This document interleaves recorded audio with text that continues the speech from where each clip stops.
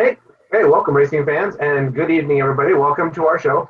We call it Three Broke Guys Handicapping. It's where we review one of the top racing cars from around the country. We will select a four-race sequence from that track and attempt to come to a consensus on a pick four ticket. Thank you for joining us. This week, it's the Rico Woodbine Mile from Woodbine Racetrack in Toronto, Canada. The pick four starts with race number 9, and it finishes in race number 12. There's a pair of grade 1s in that sequence, and that includes the finale, the grade 1 Rico Woodbine Mile. My name is Rich Sharp, and each week I'll be joined by my friends and racing analysts. Just like last week, my New York racing analyst is a little bit tardy this week, so I'm going to skip over Ray Toronto for just a second. But from Temecula, California, I've got Joe English. And Joe, the question for this week. The show has kind of taken us all around the country, but tonight the Three Broke Guys, we're going to venture outside the border for the very first time. So with the summer rapidly disappearing into our rear view mirror, which of the fall races leading up to the Breeders' Cup at Santa Anita are you most looking forward to? Well, hadn't even thought about that. I mean, I did actually go over the schedule just to look to see. I guess I'm kind of looking forward to see what Klimt does if he runs in the front runner at Santa Anita. He's undefeated at three, so far this year. 2 wins at Del Mar, 2 stake wins, pretty emphatic wins as well. So I'm kind of seeing I'd like to see what he does around 2 turns. I think he should be fine as the races get longer.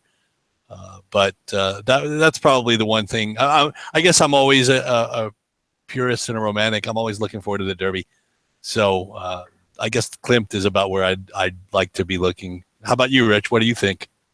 Well, since Ray's not here, I'm going to toss in an analyst opinion and sit there and say, I'm kind of looking forward to the rematch between Beholder and Stellar Wind that they're talking about for the Zenyatta Stakes that's coming up at Santa Anita, and you and I might actually get to see that one with our own eyes if we get to go to that. Well, actually, we'll have to talk about that after the show. I actually think I have a prior commitment. Okay. Sorry to disappoint you. No problem. All right. Before we move on, I have a note from last week from a few of the people who actually watched the show, and thank you very much for your comments. Please keep those coming in. And this comment actually goes even for a certain extent tonight. Last week, I referred to Kentucky Downs and Woodbine, and I went back and watched the video to make sure that I was clear on those. But I did refer to them as my backup tracks. So somehow that got misconstrued, and there was some commentary going on the site that was saying that I had called them B tracks, that they were lesser tracks than the other ones. And they most certainly are not. Joe and Ray have both heard me say this. For any of you who are saying, no, I don't have a claim to this, go ahead to the very, very earliest videos of Three Broke Guys Handicapping. This goes all the way back to March of 2016, so earlier this year. There's actually a couple of videos from Ray and myself, and you can watch my video, personal one, when I'm kind of giving my profile for you. And I label Kentucky Downs, Woodbine, and Shaw Tin there. When I say a backup track, what I mean is I'm a California horse player. I play Santa Anita. I play Del Mar. Right now I'm playing Los Alamitos. But when I'm not playing those tracks, I don't really play Belmont. Me and Joe do not have extensive discussions about Gulfstream or Oaklawn or any of the other great tracks around this country, or Keeneland for that matter, and things like that. But I do play Woodbine. And on Wednesday afternoons, you will find me in night school. And I play Woodbine Wednesdays exclusively, and I play Woodbine on Sunday mornings. And I love Shaw Tin and I love Kentucky Downs. When I say a backup track, I'm referring more to my knowledge base. My knowledge is strongest in California, and the tracks that I have the next best knowledge in would be something like Woodbine or Kentucky Downs or even a Shaw Tin Racing, which I really enjoy. So I'm hoping that in the future that we will have some time on this show and that Ray and Joe can go ahead and join in on their expression on their primary and their backup tracks. So let's go ahead and turn our attention to Woodbine Racing in Toronto, Canada. I'm going to turn it over to the most recent addition to our broadcast, and that is Miss Anastasia Austin. And she is going to give you a weather forecast from Toronto, Kentucky. Now, I'm going to caveat that by saying, as you've seen these last few weeks, we've had some technical difficulties. I can't actually play her showing here on the screen and get her volume to go at the same time. But I will tell you, if you Google or if you're on YouTube right now and you're watching us and you want to look up Three Broke Guys Handicapping, you are most certainly welcome to do that. She is the most recent video that's on there. And before I get going too far, I will go ahead and grab that video for us and post it in our chat. And that way you guys have an opportunity to see that as well. Let me go to my YouTube channel here very quickly. And I do really appreciate Anastasia kind of taking the time to do this for us. She is a wonderful addition to the show. It actually gives a very good weather forecast. Joe, I don't know if you caught it this week. She said that there is as much as an 80% chance, and that is an 80, folks, 80% chance of rain for Woodbine tomorrow. So it could get a little wet out there. Yeah, no, I didn't get a chance to listen to Miss Austin's forecast, so I did kind of take a look at it earlier in the week, and I thought that they said that there might be some chance of rain. I thought earlier in the week it was about a 70% chance. So I was kind of aware of it, but not. I wasn't aware that it's the 80% that she's testing there. So no, yeah, wouldn't be a real surprise. So that is in the chat, so that'll actually show up on our YouTube channel as well. So if you want, you can go out there and you can view the contribution from Miss Anastasia Osmond. And again, Anastasia, thank you so much for joining us. We really appreciate the assistance. All right, again, we are turning our attention to Woodbine Racing in Toronto, Canada, one of my favorite racetracks, obviously not in the United States, but in North America, certainly. There are a total of 12 races, 4 stakes on tap for Saturday. For tonight, we are focused on the $1 million guaranteed pick 4 beginning in race number 9. It concludes in race number 12. Joe, the gates are locked and loaded. Shall we go ahead and get started? Let's go. All right, race number 9. The approximate post time for race number 9, for those of you who are playing the pick 4 with us, is 5:01 p.m. Eastern time. 5:01 p.m. Eastern for race number 9 and the start of the pick 4. Maiden optional claiming 40,000. I love these races. For Ontario sired maidens going 6.5 furlongs on the Tapeta all-weather surface. The purse is $31,000 plus $6,200 for state breds because, as you've heard on this show before, it pays to be a New York bred, it pays to be a Cal bred, and tonight it pays to be an Ontario bred. This is for 3-year-olds and upward. Or optional claiming price of $40,000. 10 starters, and your morning line favorite at 3-1 is in post number 8. It's Sir Bronx for trainer Josie Carroll and ridden by Luis Contreras. And what a shame, the favorite is Sir Bronx, and Mr. Staten Island isn't even here to go first. No, this is state bred. They are maiden claiming. It is $40,000 on the gray dirt.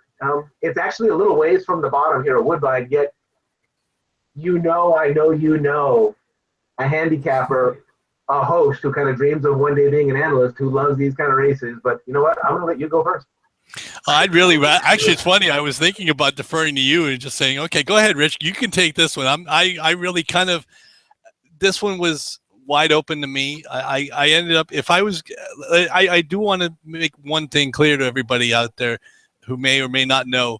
If you play Woodbine, the pick 4's minimum wager is 20 cents. So the base wager of 20 cents on the pick 4 makes you allows you to cover a lot more options with your money.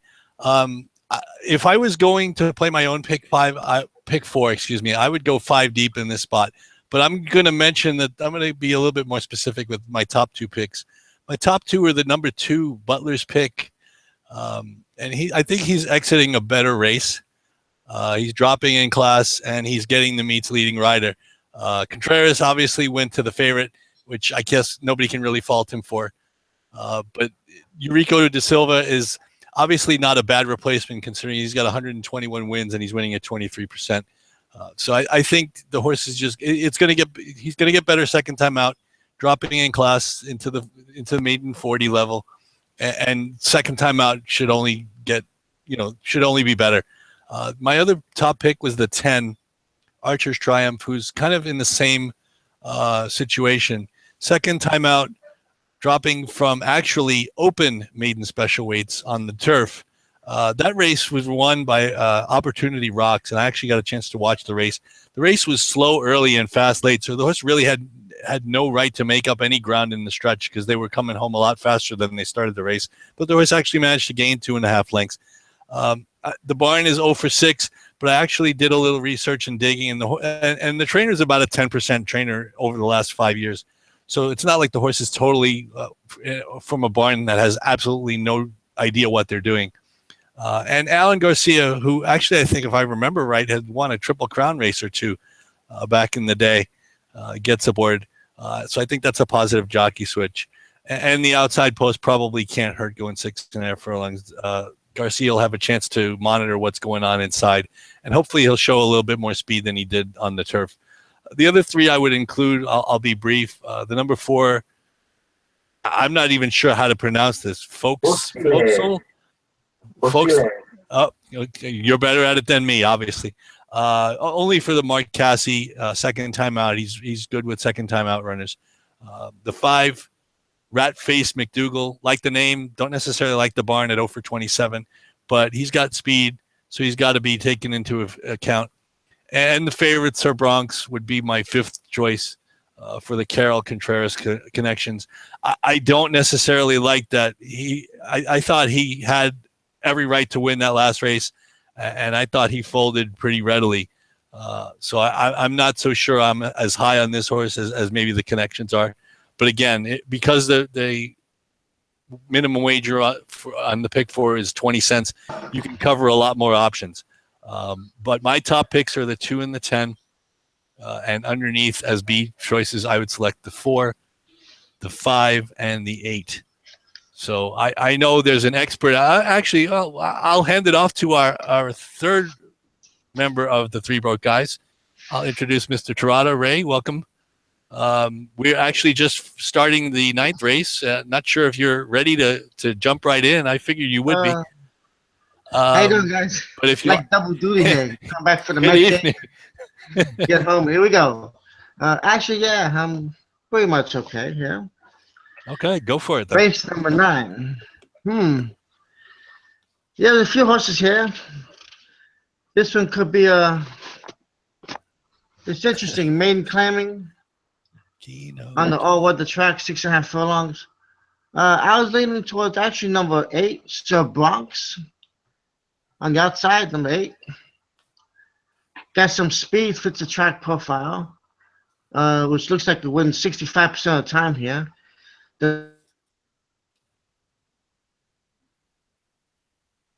Uh-oh. Oops, did we lose right there? Last and maybe find a running back in open company, and maybe find a field he could beat here. Back to Ontario Birds. So I'll take a shot with number 8. I also looking at number 7, Splash With Me, right next to him. He ran gamely to finish 3rd. 3 back to finish 2nd. I'm sorry. He was bumped 2 back, and then he tried to root to his last race. So trainers trying different things.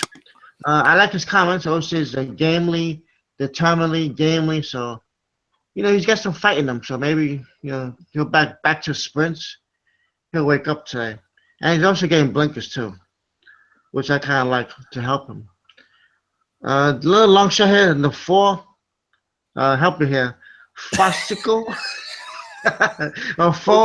We've already been down this road. I think you're cutting in and out, Ray, if you can hear us. Almost off a year layoff, whose work's okay. You got some gaps in them. Second race, couple breaks in dropped there. last. I'm taking a chance here with him. I just mentioned number 5. I like the name. Rat Face McDougal. Could be the speed of speech here. Second race, this level. Second time back. Second last time. But the trainer's over 27. That kind of like ignore. It bothers me. So I put him on the bottom by 4. So that's why I go with 8, 7, 4, and 5 as my opening. My horse is here in the opening leg. I'll pick 4. All right, Rich or Joe, someone there? Hello? Yeah. No, I mean, you're mentioning Rat Face McDougal, so obviously I'll go next. All right. And interesting enough, Joe and Ray, they both mentioned the track profile. So the track, appears 28% of the winners out of 96 races. So this is a very good sample size. 28% go wire to wire, and 65% of these go to early speed types. Just kind of get to the lead. I did play on Wednesday. You guys got my text and things like that. So I played on Wednesday, came home and watched all the races just to make sure of it. And I did notice, and this happens at Woodbine every once in a while. I used to talk to the TVT guys about it via Twitter and things like that. Woodbine can be the kind of a place where early speed came to die sometimes. It seems like it's the exact inverse of California, which is why it fits the well as a backup track for me. It makes me do things that I'm not used to. So I was concerned at seeing on Wednesday. It did appear to me that it was back to its old Woodbine self. I did not see it playing very kind to the speed. I wonder if it rains and they seal it, then sometimes it does kind of speed the track up just a little bit with the all-weather. But I was kind of shying away a little bit from the speed of the early speed types. I did notice that I ended up very close to probably what Joe already gave us. So my top pick in this race, it was just almost a flip of a coin. Ended up being the same as Joe. So I've got Butler's pick. Ironically enough, listed here as a B type, more of a stock and pounds type. Did lose Contreras to the favorite, to Sir Bronx at 8. Again, not too bad to pick up Eureka Rosa da Silva, one of my favorite jockeys in the country. And again, off of a little bit of a layoff for Darwin Panop. His numbers are okay there. And so I thought I would take a little bit of a chance and see if I couldn't beat the favorite. I actually like the horse whose name is so hard to pronounce. Wouldn't know how to pronounce it if I didn't play Woodbine. So again, for those of you who think I've been Woodbine before, I know how to pronounce Fosile because I saw this horse last year and I heard Jeff Rant and Don Lupo talking about the horse all the time. So Patrick Husbands, even when he's not the leading rider at the meet, he's still the best rider at Woodbine, no matter what anybody wants to tell you. And Mark Casse is the best trainer there, no matter what anybody wants to tell you. So, as you know, that's going to be a lights-out combination. They hit 28% together. I would not ignore Fosile, even off of the long layoff. I'm watching on Wednesday, and again, this was one of the reasons that I watched it. There were, if I'm not mistaken, there were 2 or possibly even 3 different races that I saw that had horses that were coming off this similar long Woodbine layoff, where they're off from like November, October of one year, all the way through it, and all 3 of those horses ran like lights out. One of them won, and the other 2 ran fine. So horses do come off a long layoff, and they run fine on what I like to refer to as the great dirt. If I was going to go a little bit deeper than those 2, then that did bring in the favorite for me. At that point in time, I had Sir Bronx, Mr. Staten Island. I have that horse picked on here. And my last pick, if I was going to put one on there, was the aforementioned Rat-Faced McDougal. If it is going to be a speed race and somebody's going to win from the front end and take a wire-to-wire, it's going to be this one. Gary Oldwin did it on Wednesday. He's a solid rider. He's one of the better riders there. So I wouldn't be surprised to see something like that happen. But my top 2 picks is one. I actually went around the favorite, so I've got the 2 and the 4. Ray, how could you not select Immaculate Inning after coming back from the Mets game? Throw them in there. Let's put all of them. That's it. All right, I'm getting ready to come back here, and I'm just looking over here real quick to make sure I got everybody's picks correctly and what that. I believe, Joe, your top 2 picks here were the 2 and the 10. And then underneath, you've got the 4, the 5, and the 8. Correct. Ray, I believe in your top 2 picks in this order are the 8 and the 7. And then underneath, you've got the 4 and the 5. Right, yeah. And for me, I have on the top line, I've got the 2 and the 4. And underneath, I've got the 8. And actually, underneath the 8, I've got the 5. All right.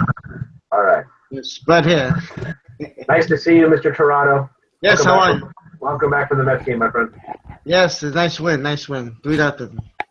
San Fran, St. Louis, watch out. All right. We're moving on here. We're going to race number 10. This is the Northern Dancer Turf Stakes presented by HPI Bet. They're going 1.5 miles on the turf. The purse is $300,000. It's for 3-year-olds and upwards. 8 starters, and your morning line favorite in post number 6 is World Approval for trainer Mark Casse, and ridden by Julien Leparoux, listed at 2-1 on the morning line. Ray, got a little controversy out of the 3 broke guys as somehow you draw into post position 1 for both of the grade 1 races this week. Oh. I think Joe is filing an inquiry with the stewards, but while he's doing the paperwork, you're up on the Northern Dancer. Well, actually, I'm looking for Shining Copper. Where is he? The horse that opens up the 20 lengths all the time. Big Blue's Kitten's buddy mate. But he may not have him today, so. Actually, I do like Big Blue Clinton, number 2. He's just, closer. This might be his best distance, actually, 1.5 miles. He's been running a little shorter of the last 2 since the British Cup. He's 8 years old now, so he's getting up there in age. So he might need a few races to get his legs underneath this year. And, of course, they're pointing, to the British Cup and some other races down the road. So this might be a good spot for him to stretch his legs out for the 12 furlongs. And I'd like to switch to Rosario. He loses Bravo. Rosario rode him, actually, he rode him 2 years ago in a few races. And actually up there he rode him in the Canadian International. And they almost won, finished second by just 3/4 of a length. So he seems to like the turf course if he ride there one time. So, I mean, he's a horse that depends on the pace. So if he gets the pace, he'll come running.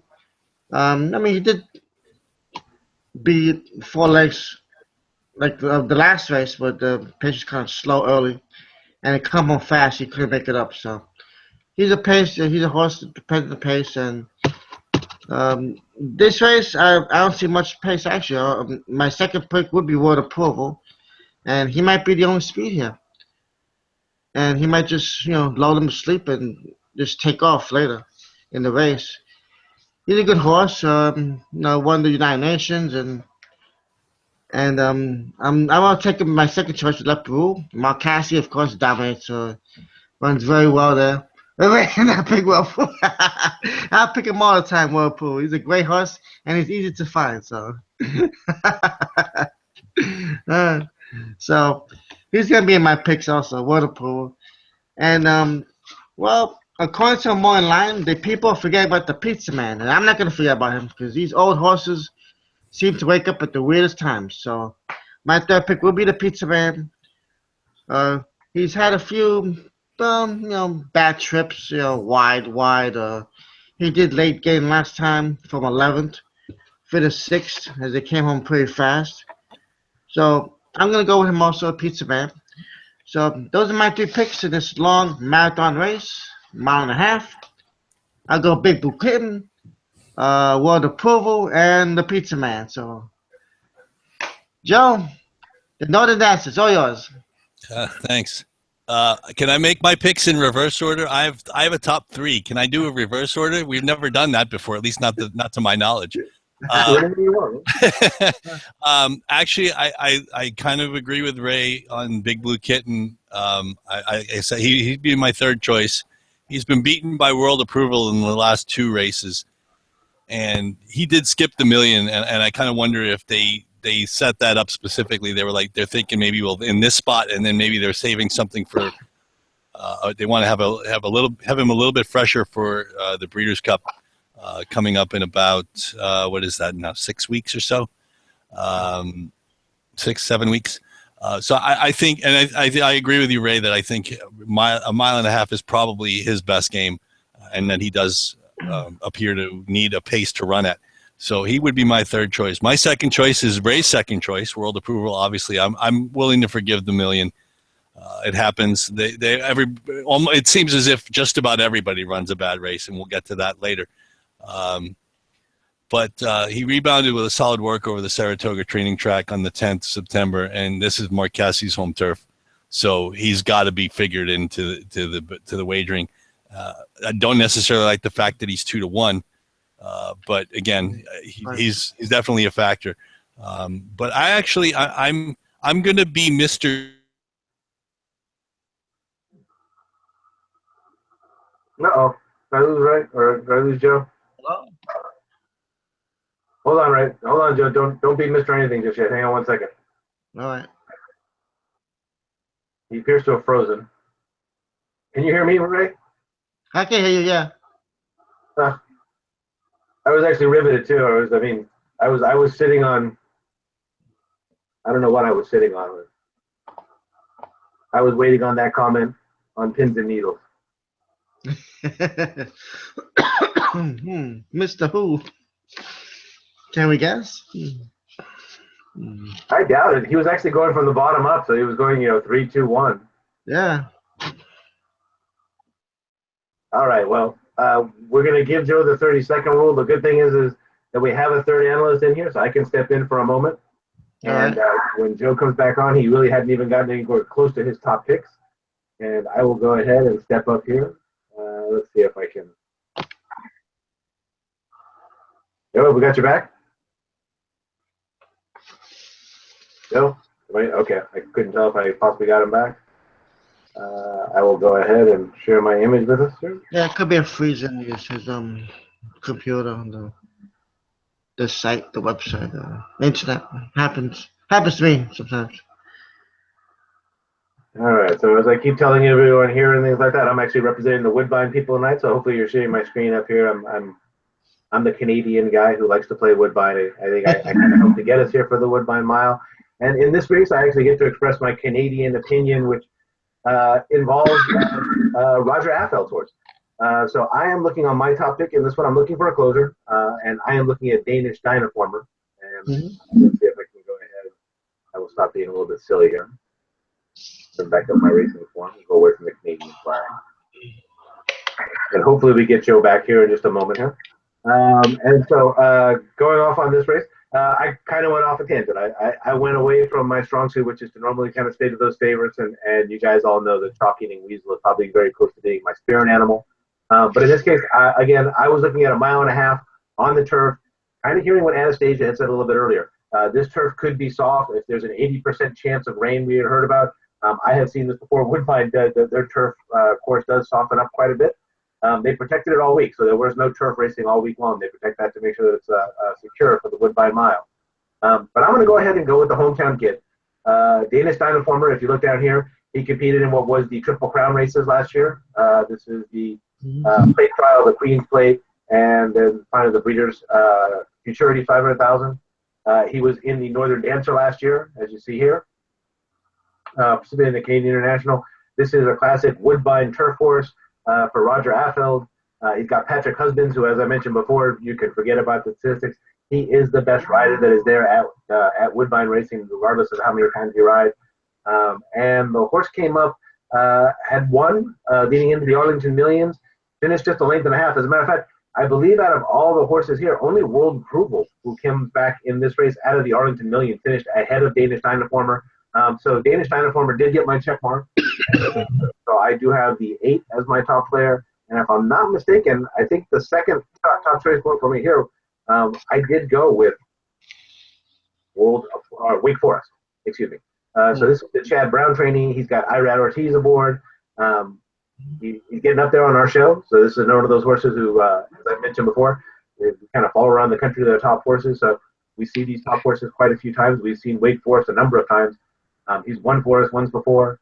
And he finished just 4.5 lengths off the lead there in the Arlington Million. I apologize. He actually finished 10th. So he did not finish ahead of Danish Dynaformer in that race.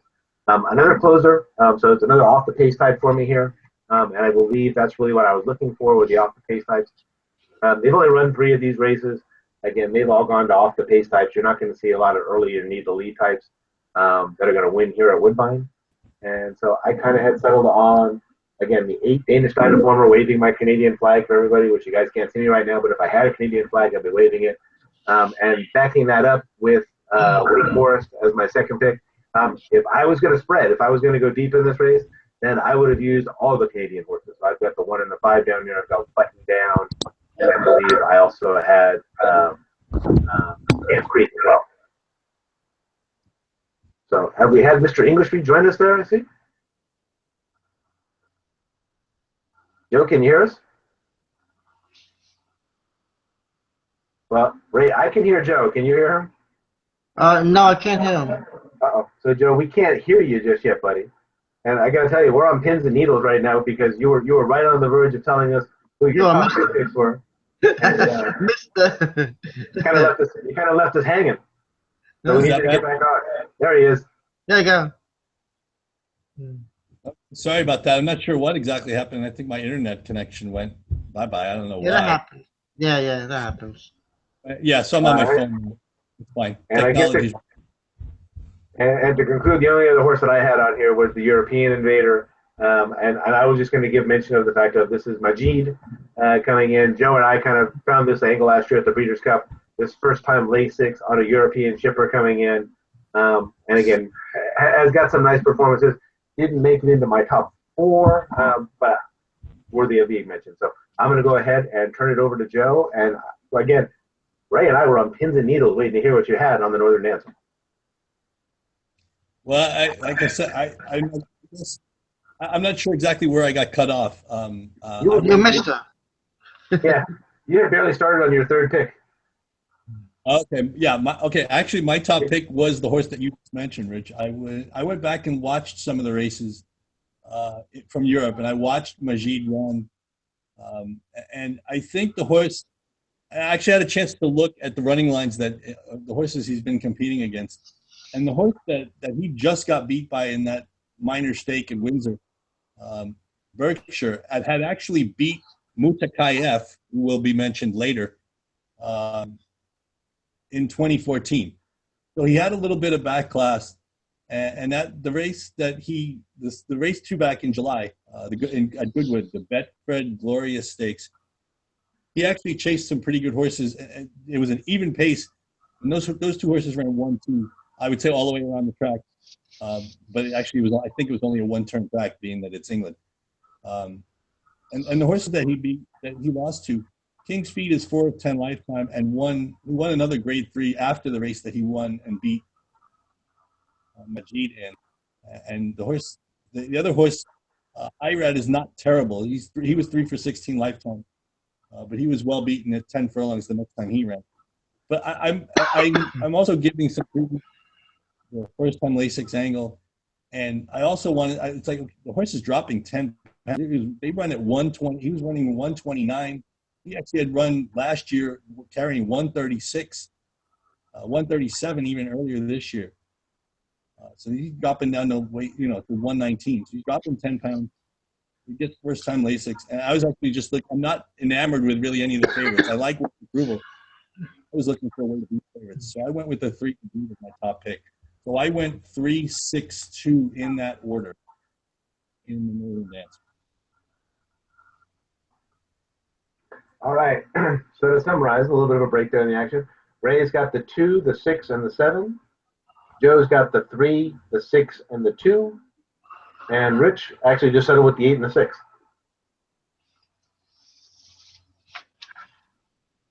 All right, and I am coming back. Hello, everybody. All right, and we are moving on to race number 11. This is an allowance race. They are going 1 mile and a 16th, once again on the all-weather surface. The purse is $58,600 for 3-year-olds and upward, which have never won a race other than maiden, claiming, or restricted allowance, or which have never won 2 races. 10 starters, and your morning line favorite at 5 to 2 is in post number 10, Seeking the Bay, trained and owned by Larry Cappuccini, ridden by Luis Contreras. See, Joe, there was a method to my out of this tonight. Ray got all the grade 1 races, and you got the maiden optional claimer and an N1 X allowance race. On a side note, I'd like to wager that Ray probably would have had a margarita with me on closing day at Del Mar. Joe, who do you like in race number 11 at Woodbine? Well, this is actually kind of a sports fan's delight. My top 2 picks are actually names that you might know if you're a sports fan. I went with my top choice being the number 1 horse, Cito. I'm assuming maybe named after former Blue Jays skipper Cito Gaston, who led the team to 2 championships back in the 90s.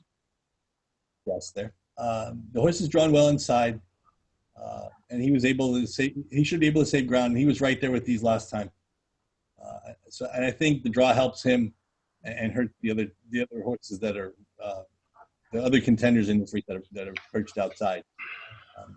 My second choice is the number 7, Zonka, who any football fan knows, is Larry Zonka, Hall of Famer. I'm assuming named after Hall of Famer Larry Zonka from the undefeated '72 Miami Dolphins team. Owned by a 31% trainer, adds blinkers, and the last time this guy won, Gary Boulanger was the drop.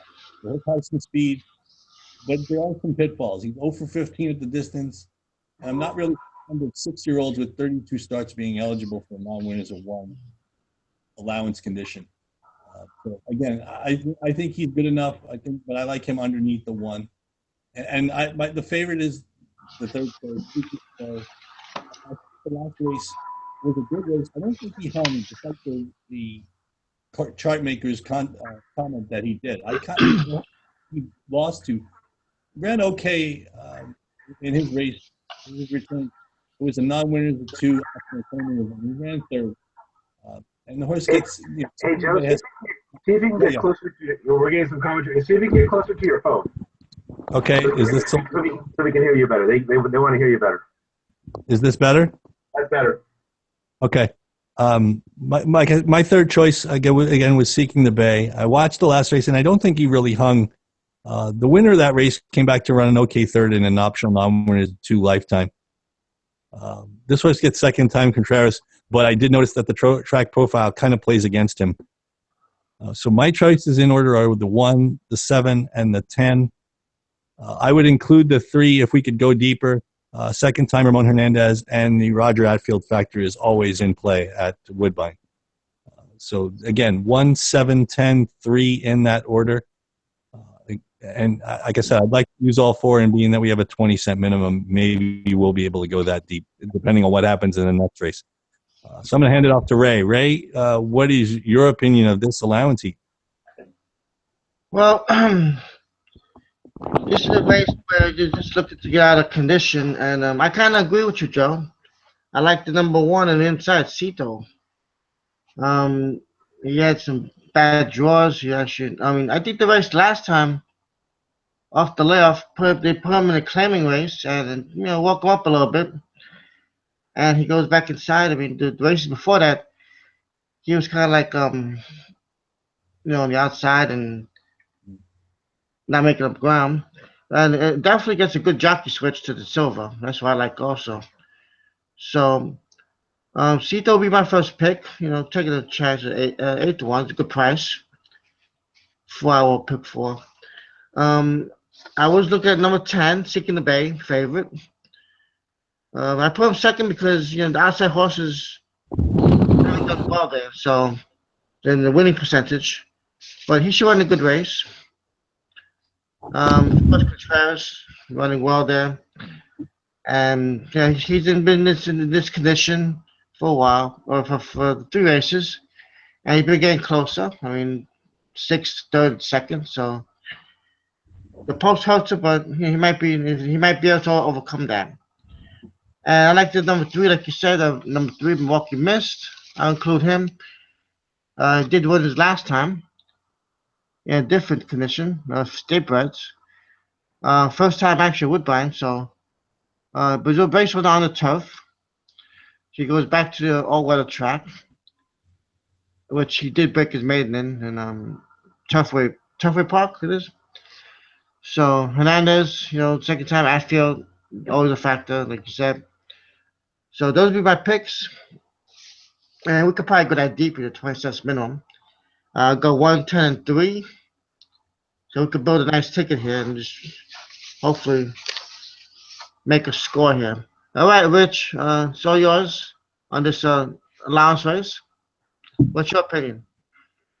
And ironically enough, in a race that kind of seemed like to me it was a little bit wide open if you feel to swing for the fences. And again, nobody even mentioned Divine Sonnet so far. I heard you guys were on Seeking the Bay. Again, another one of those kind of those strange races where it's 55% of the races, I believe, here are won by the early lead. But it's a mile and a 16th race, which can be a tricky distance. And again, from watching on Wednesday, it just did not seem to me like the early speed or the need to lead types. I did settle on one of the 2 sports stars that Joe mentioned. Cito does not seem like a need the lead type to me. He's a little bit more of a stock and pound. He's got De Silva, who's got some familiarity with him. Just missed in that last one. 2 Divine Sonnet. I did like Divine Sonnet a bit as well. Did not want to load the ticket up with too much speed, and so I went just with 1 here with Eurico De Silva. And then the other closer that I thought I could find here was Milwaukee Mist. Rafael Hernandez has been on fire lately up there. Roger Alfeld is one of their top trainers. And of course, just came out of a win in an allowance race and N1X level at Woodbine on turf. Is now switching over to the all-weather, as Ray mentioned. So I thought Milwaukee Mist was worth a look. So I went 1-3. I would not argue with anybody who decided to build their Keno ticket here in this race, or go really long or go very deep, because this was a tough one. And again, I would have had the 9, Divine Sonnet would have been my backup pick here with Jermaine Bridgeman and Sid Hart. So I've got Joe with the 1 and the 7 on top, and I believe the 10 and the 3 underneath. And I've got Ray with the 1, the 10, and the 3. And I have me with the 1 and the 3 and the 9 underneath. Yeah. You got it. Yep, I am coming back. Hang on 1 second.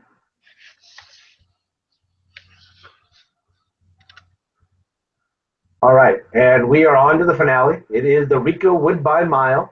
It's a grade 1, and they are going 1 mile on the turf. The purse is $1 million for 3-year-olds and upwards. 8 starters, and your morning line favorite is the Invader from south of the border. She is the finest racing mare on turf in the country.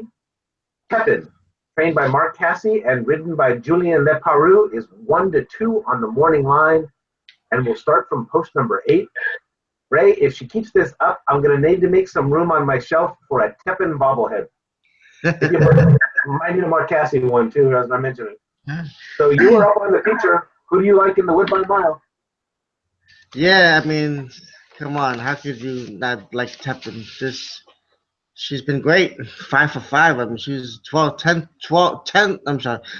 for 20 in her lifetime. I mean, she is good. The miler, one of the best milers we have in America. And, you know, this is just another step towards the Breeders' Cup, and it's a good race. The purse is there. I think she's gonna win. I mean, if I have to be, I'm gonna try and include another horse, try and beat her, if we have room on a ticket, and because things happen in horse racing, but coming from Great Britain, Ascot, a slight layoff, she may not be 100%. You never know. So I'll include Tepin. The other horse I was looking at was the Billy Mott horse, Full Mast, which is number 5. Ran pretty good in the 2-back in the King Edwards. Seems like it has some traffic top of the stretch. That's a 65 favorite. Rosario Mott, good combination, about 20%. He rides good on the turf. He ran in the King Lord at Saratoga, dismissed. Losing to Shining Copper and Jay Gatsby, who are pretty good horses. I'll give him a shot.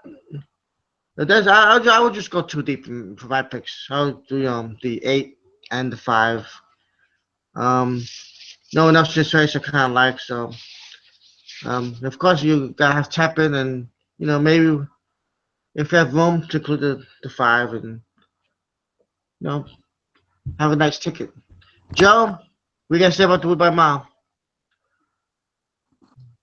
I'll keep it short and Pepin. There's just a bunch of numbers. She's the one to beat. She has 7 straight wins, including 4 ones over 2 continents. That's all I need to say about that. Yeah. As I was trying to say earlier, I'm going to be Mr. Europe on this show. Woodbine plays fairer, or at least most like the European turf courses, because the turf course at Woodbine is actually outside of the main track, the dirt track anyway.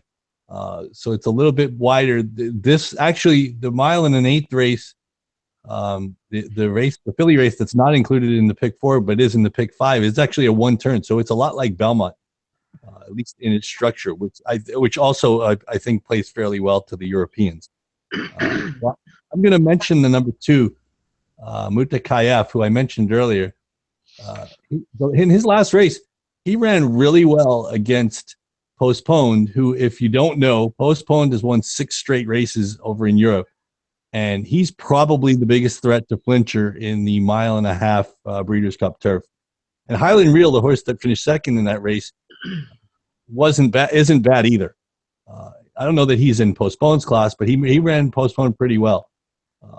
But this guy Mutakayef easily won a Group 2 at Ascot, the same meet that Tepin won, the Queen Anne. And maybe he's better at 8 furlongs. I guess we'll find out tomorrow if he's in Tepin's class. But I don't necessarily think you can include a ticket without him. And I believe, Rich, is he 7-2 on the morning line? Since I'm getting close to my phone, I can't see it. Hang on. I was going to bring up a layout. So he's obviously the clear second choice on the morning line. And like I said, maybe he's better at 8 furlongs, but he ran really well against Postponed last time out. And he's had a little bit, he's done really well this year. 2 wins and the 3rd in a 1 5/16 race last time out. Maybe that actual 1 5/16 will help him handle the shipping across, because maybe he'll have a little bit more stamina. Maybe he'll be able to handle the shipping better. So I think we have to include him on the ticket. And actually, I'm going to mention the other European in here that I kind of like a little bit is the 7, Mr. Owen. Been facing some good milers in Europe. Vadamos, I think is the name, is the pronunciation. Is 8 for 18 lifetime, and he won the Group 1 Prix du Moulin after the race that he beat Mr. Owen in, and one of the other horses that shows up in Mr. Owen's PPs, Hervedia, is 7 for 13 lifetime and finished 5th in Tepin's Queen Anne win. So I don't think he's without a shot if for some reason Tepin stubs her toe. Obviously, she's the one. I would like to at least go 2 deep, and with a 20-cent minimum, I think we can go a little bit deeper. So I would definitely like to include Mutakayev. And again, Mr. Owen would be an outsider if something were to happen to one of the top 2 choices, and we could include on the ticket as well. But again, it's mostly 8-2. The 7 would be a backup pick. So that's my opinion on the Woodbine Mile. It's a great race, and we'll see if Tepin can keep her roll going. I think Rich has an opinion on that. Rich, what do you think? Well, for anybody watching here, this is the layout of the course at Woodbine Racing. Again, it's one of those unique racetracks, just like we saw last week with Kentucky Downs. As a matter of fact, this little patch right here that kind of changes on an angle, I thought that's actually an incline, so you go uphill a little bit, and you get that kind of strange, almost hairpin turn that they kind of come in, and you get this nice, really long backstretch and a huge sweep turn that they come into. And if I'm not mistaken, this is still the longest backstretch that's in North America. I think Los Alamitos is number 2, Joe. So you've got a long way once you come around that final turn as well to get there. So beautiful course. Let me go ahead and I'll bring back up our racing form. I haven't got anything to add other than what you've heard from the other 2 handicappers here. I love Tepin in this race. I would have no problem singling Tepin in this race whatsoever. If I was not going to single Tepin, I would have gone to Mukhtayev. If I'm not mistaken, I actually saw Mondelez back in his racing form. So he was second by a nose to Mondelez last year in August of 2015. The next race after that, Mondelez came over here and won the Rico Woodbine Mile last year. So that gives you an idea of the talent that Joe was talking about from that particular horse. He lost to Scottish in his next race. Scottish was a burly stud from over there in England. And he had quite a nice little run there. So if somebody is going to get to Tepin, I don't think anybody's going to get to Tepin, but if somebody was going to get to Tepin, it would probably be Mukhtayev. I heard, let's see, I think Ray had 8-5, and I believe Joe and I both tied here on 8-2. 8-2. Correct? All right. Go ahead and come back. And I will go ahead and bring up our template for the week. All right. I guess I'll fill again. I've actually been watching actually did watch a little of it, the Keeneland sale. The Keeneland September sale is on. It's this week and next. I believe it runs to the 25th. And I know somebody in this group would be interested. There have been 7 horses purchased by somebody who you guys might know. Rich, do you know who the China Horse Club is? Oh, yes, I do.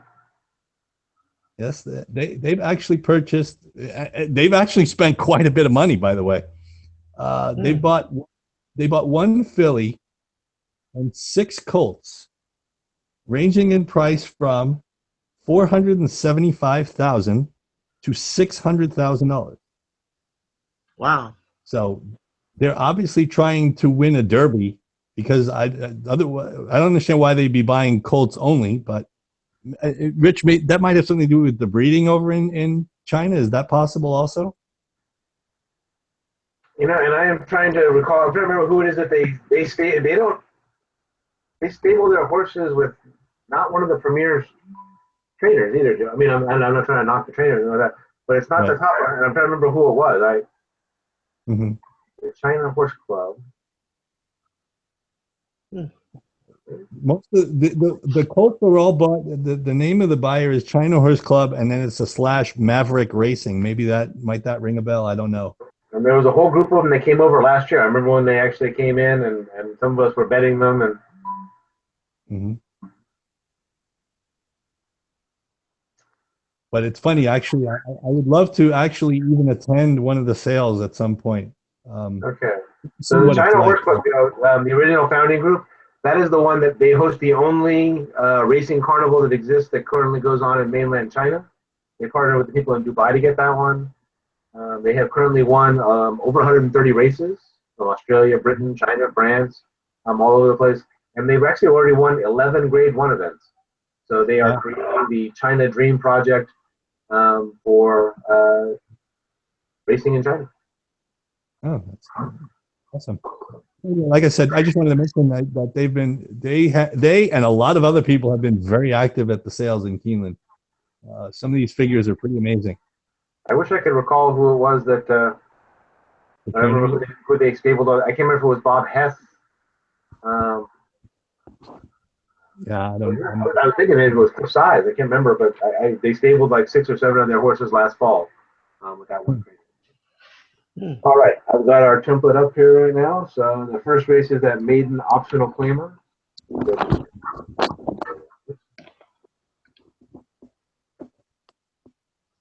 Get ready to multiply. Yeah.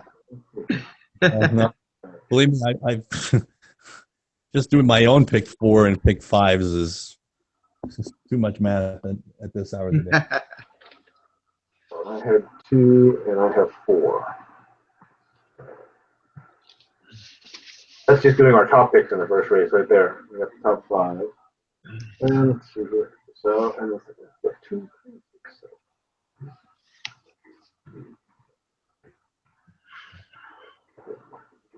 Oh, of course, I've got 2 different ones. 6 and 8. And race 9. For this week, the prerequisite for this week is calculus 101. Yeah, I know. I was gonna say it's just upper level math. Yeah. It's been a while.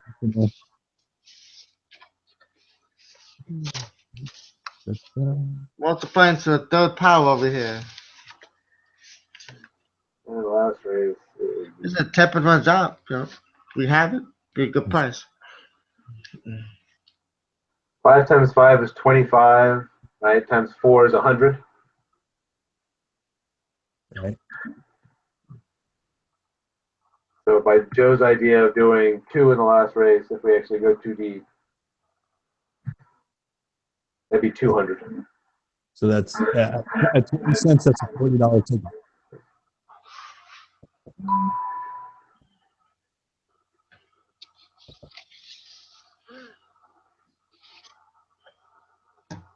Oh, there we go.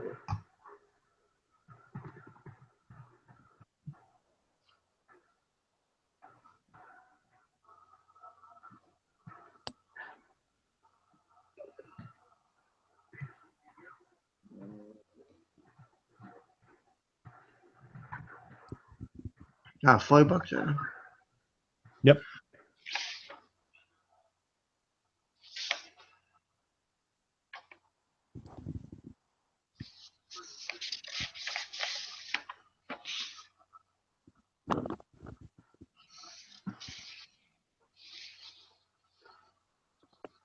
$40 would work, wouldn't it? Yeah, looks good.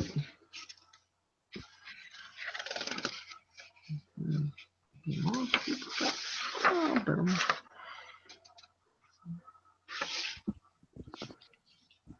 25.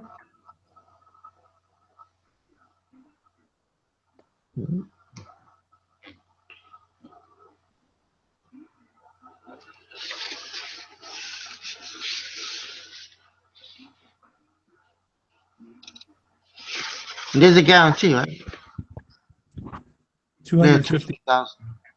Yeah, 250,000. Yeah, so I'll probably be pretty big. Pretty nice. Their pick 4 is only here at 250,000. You sure? Yeah, I thought yeah. The DRF says 250K. Okay. Yeah, 250,000. Yeah. Yeah, Those are big. Yeah. And what's weird is it said the pick 5 is only guaranteed at 100,000. If you that would include the race with the CETA, the 8th race in the race before. Yeah, the Can-Am International. Yeah. Okay, so is $40 good for everybody? Yeah.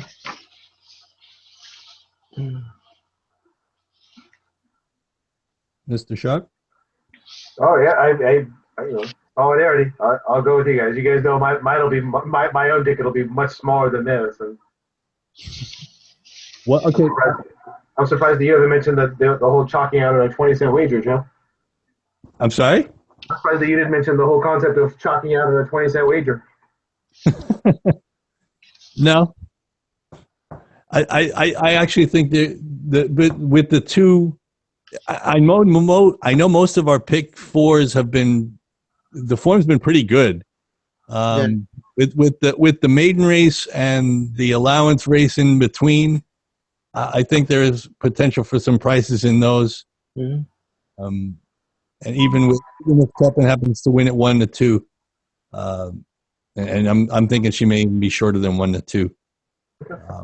I don't think even if it chalks, I don't see it would. I think it'll pay more than that because those two Woodbine races are the two non-stakes races are so difficult.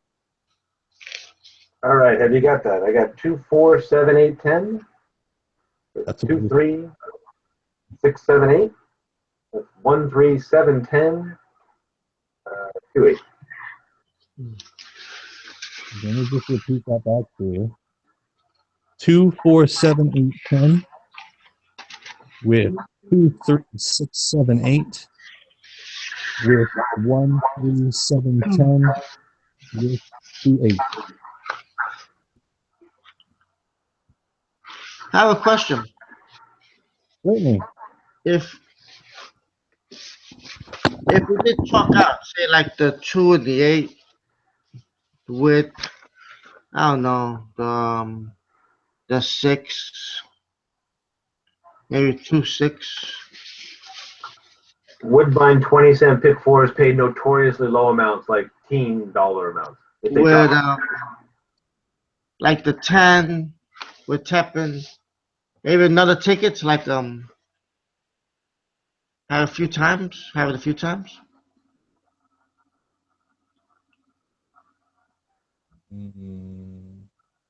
I have no objection to it. You know, to add on. I mean, yeah, play this ticket, of course, yeah. But like, take a few chalks of 7, 8, 9, and play them for another couple of 20-cent wagers or 2 or 3 times. And see how much that comes up with. Maybe like $10 more. I don't know, you guys. Like I said, I have no objection to it if that's what you guys want to do. I'm fine. I would be fine with that. Yeah.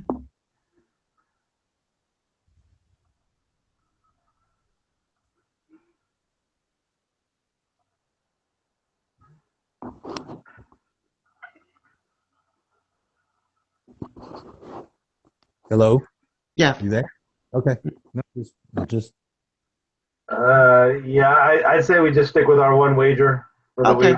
If we want to try and hit, underneath, if we think it, I don't want to go into it too much. We can discuss further when we're offline. All right, no problem. Sounds good. okay. All right, Joe, did you get that? Yeah, I got the numbers. 5 times 5 times 4 times 2. Okay. Yep. I got it. Coming back. All right. So, first episode on YouTube Live, kind of went off seamlessly. Didn't have too much trouble. For those of you watching, if you enjoyed the show, we are going to be back next week when we get together to take a look at another exciting card. So it's going to be another new track for the Three Broke Guys as we check out the action from Parks Racing. It's just outside Philadelphia, Pennsylvania. All right, gentlemen, that's all the time we have for tonight. It's always a pleasure to handicap with the two of you. Yes, always. Yep. Always. With Joe English and Ray Torado, I'm Rich Sharp. Thank you for watching Three Broke Guys Handicapping. Good luck and good night. All right.